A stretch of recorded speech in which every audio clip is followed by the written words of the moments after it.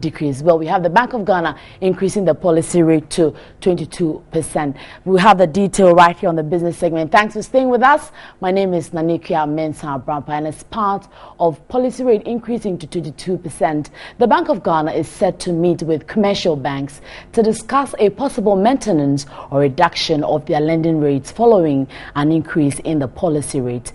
Central Bank Governor Dr. Henry Kofi Wampa said the government strategies to minimize deficits, sustain macroeconomic stability, will see lending rates come down.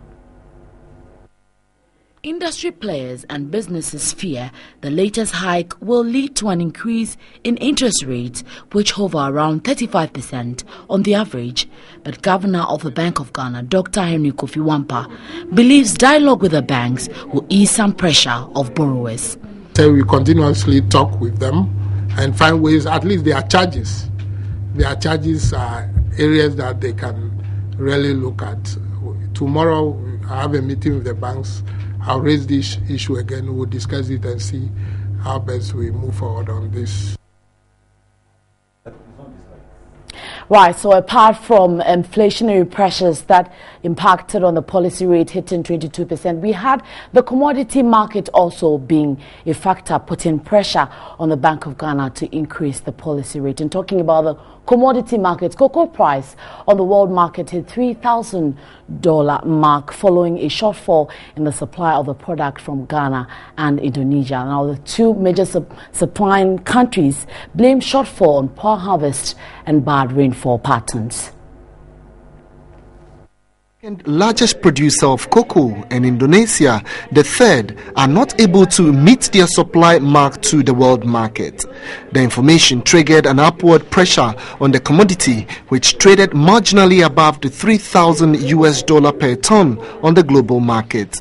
Analysts told TV3 Business Ghana and Indonesia suffered unexpected declines in output in the current season, mainly due to adverse weather conditions. Ghana's output is expected to reach a limit of 700,000 tons for this particular season. Now, this is lower than the roughly 800,000 tons that we did for the last season.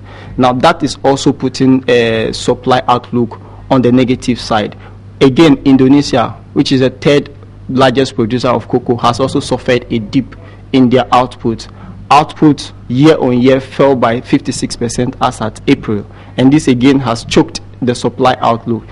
Commodities analyst Kafuya Magan explained the situation as precarious to Ghana's finances and calls on government to involve the private sector in growing the cocoa sector.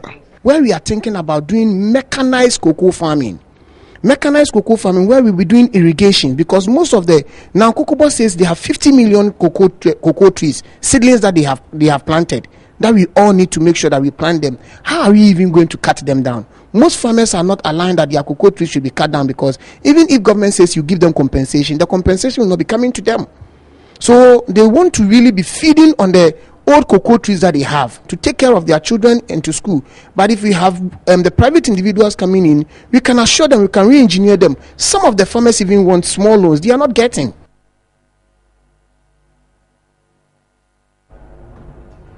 So now we move to the thrust of the issue, exactly how we managed to get that 22% from the Bank of Ghana. Well, it increased by 100 basis points to 22%. That is according to the Bank of Ghana, and the governor, Dr. Henry Kofi Wampa, explains the increase was necessary due to inflationary pressures. Depreciation of a cedi also played a major role, as well as the current energy crisis. It is not true that the banks don't lend. They lend. Credit to private sector went up by 36.4% year on year.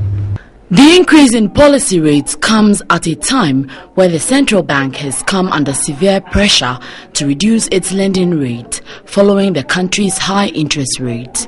Central Bank Governor Dr. Henry Wampa says due to fiscal consolidation, the amount of tightening of the policy rate was reduced. The fiscal consolidation is good.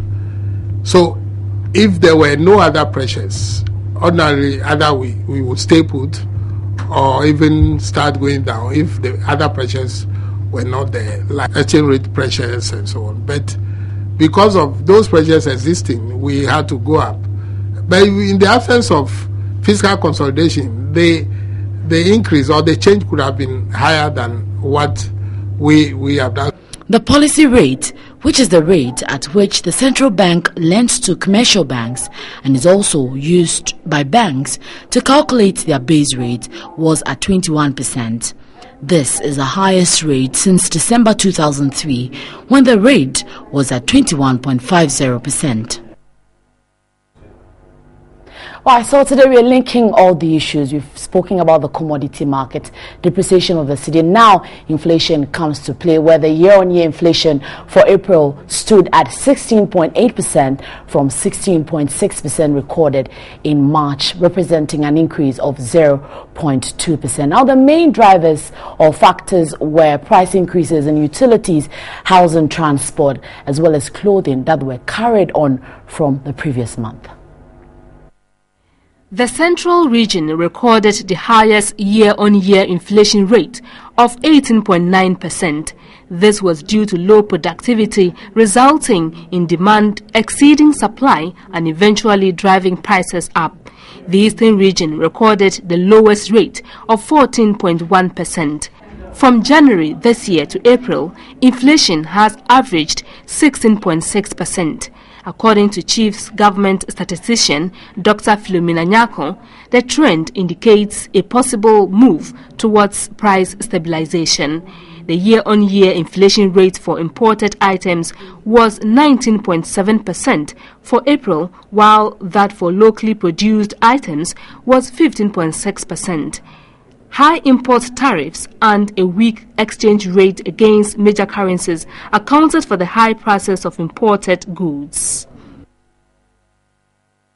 And remember, you can log on to our website for the full report on the policy rate and more business updates. It's tv3network.com. That will do for business. Have a good evening.